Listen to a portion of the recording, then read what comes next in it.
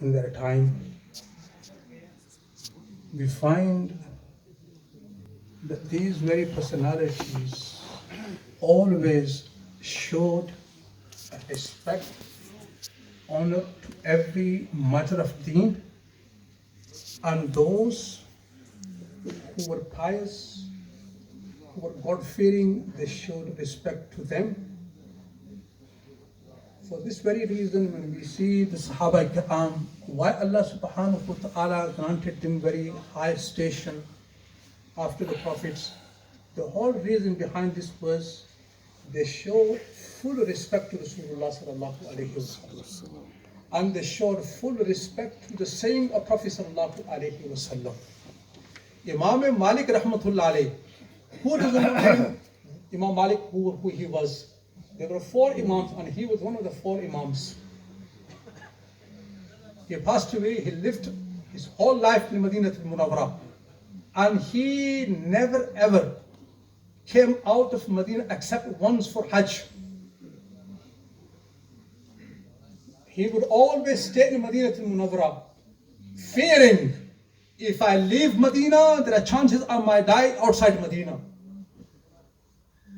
And he wanted to die in Medina and he wanted to be buried in Medina. Alhamdulillah, Allah Almighty fulfilled his desire. He died in Medina and he's buried in Jannatul Baqi. Imam Malik rahmatullah alayhi, on one occasion while he was delivering a talk to his students, the hadith, while he was giving the dars of hadith, duration of his dars, his students observing, they are noticing that the face, his color is changing, and the face color is becoming pale. When the dars came to an end, one of the students asked Imam Malik rahmatullah alayhi, Sheikh, what happened to you? While you were giving dars, your face was becoming pale. Your color of your face changed. He said, can you lift my garment from the back? When they lifted the garment, they found that the scorpion had stung Imam Malik on 17 places on his back. The student said to Imam Malik rahmatullah alayhi, oh Imam Malik, oh our Ustaz, you could have stopped the dars. He said, how could I have stopped the dars? While the saying of the Prophet ﷺ were being said and read. This was the adab he showed to the hadith of Prophet ﷺ. For this very reason, Imam Malik rahmatullah alayhi, every night, as soon as he used to close the eyes, he used to see Prophet ﷺ. Due to the respect he showed to the ahadith of Prophet ﷺ, Imam Malik rahmatullah alayhi, on every night, as soon as he would close his eyes, he would see Prophet sallallahu alaihi wasallam. Sahaba kiram radiyallahu ta'ala ajma'in, they showed so much respect to Rasulullah sallallahu alaihi wasallam himself and to the saying of Prophet sallallahu alaihi wasallam, so much so that Sabit bin Qaws naturally, he had a very loud voice. And when the hukm of Allah came, that do not raise your voice above the voice of Prophet sallallahu alaihi wasallam, he just went home, he locked the door, and he kept on weeping, considering himself that he has become one of the inmates of hellfire. When Prophet sallallahu alaihi wasallam did not see him in the masjid for a few days, Rasulullah sallallahu alaihi wasallam inquired, where has he gone? One of the companions went and found out that he is at home crying that he has become a Jahannami. Rasulullah said, call him to me. He comes to Prophet ﷺ and he mentions that, O Prophet of Allah, Allah subhanahu wa ta'ala is saying, if you raise your voices above the voice of Rasulullah ﷺ, then there is a possibility all your amals will go waste while you are unaware. So therefore, Prophet of Allah, in your majlis, when there is a need occurs to speak, I speak, my voice becomes louder than your voice. So therefore, I have become one of the Jahannami. Rasulullah said to me, no, you are not Jahannami. Allah subhanahu, this is naturally, you have this loud voice. You are not Jahannami. You are the inmate of paradise. you will go into paradise, you will have a very decent life, you will have a very pleasant life, you will have a very good life, and you will die with Iman. You will go from here with Iman and you will go into paradise. So for this respect they showed to Rasulullah sallallahu alayhi wasallam, Allah subhanahu wa ta'ala granted him such a station that their station after the Nabi, after the Anbiya alayhi salatu wasalam is the highest station. Anbiya alayhi salatu wasalam come first and then the Sahaba Ikram, due to the respect they showed to Rasulullah sallallahu alayhi wasallam and due to the respect they showed to every matter of deen. Sultan Mahmud Ghaznavi, he was a very pious king. When he passed away, a pious person of his time saw him in dream and asked him, how did Allah Almighty treat you, or Sultan, or Mahmud? He said, Allah subhanahu wa ta'ala has forgiven me. He said, why? Upon which deed Allah has forgiven you? He said, on one occasion I was a guest on someone's house. At night, I discovered that the Quran was placed in a recess. And I said to myself, first I thought, no, the Quran is here. Just one page of the Quran was placed on the recess. Then I said to myself, I should go to sleep, or I should call them and tell them, take this page of the Quran from me so that I can go to sleep. Then after a while I thought, why should I do this? For my own comfort, for the sake of my comfort.